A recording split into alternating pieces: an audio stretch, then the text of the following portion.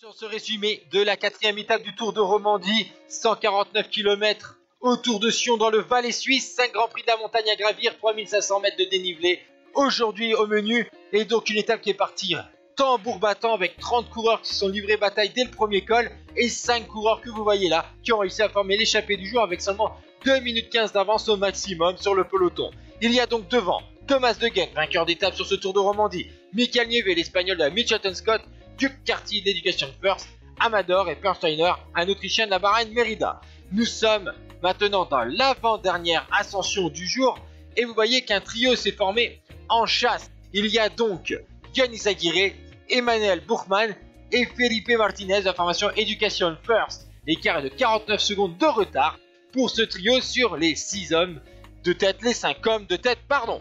Et donc, l'écart va ensuite se réduire en faveur du groupe de chasse, alors qu'au sein du peloton, c'est toujours la Team Sky avec Pavel Sivakov, avec David Lopez qui emmène le peloton des leaders. Ensuite, nous sommes dans la dernière ascension du jour. La montée vers les colons, 13 km à 6,5% de moyenne. Et donc, dès le pied, Thomas De Gendt abandonne le groupe de tête. Ensuite, le groupe de chasse qui avait hérité d'un petit peu de l'aide de Perlsteiner qui s'est laissé descendre dans le groupe de chasse pour ramener Yannis Aguirre à l'avant de la course, alors qu'ici vous voyez De Gendt repris par le peloton des leaders. Il y avait 1 minute d'avance au pied de cette ascension. L'écart va fortement réduire sous l'effet du travail de David Lopez.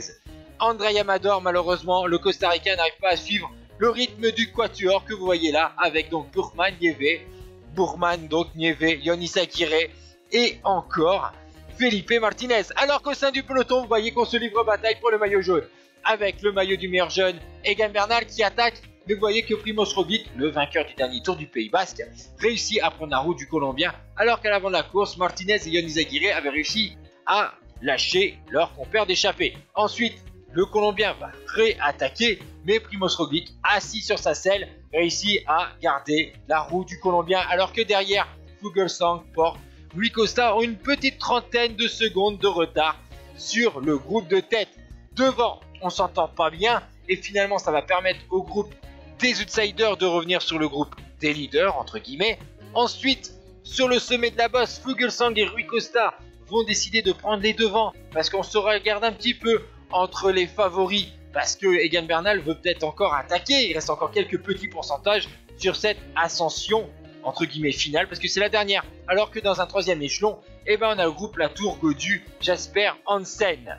L'écart est de 20 secondes d'avance pour le duo de tête, et vous allez voir que Egan Bernal va encore tenter sa chance pour essayer de faire péter Roglič.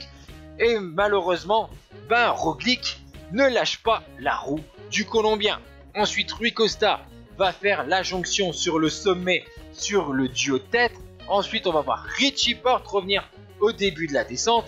Et ensuite, c'est le Danois de la formation Astana qui va rejoindre le groupe de tête. Ils sont donc 5 dans la descente avec une bonne trentaine de secondes d'avance sur le groupe de chasse. Ensuite, Fuglsang dans une des petites bosses qui avait dans cette petite descente d'une vingtaine de kilomètres.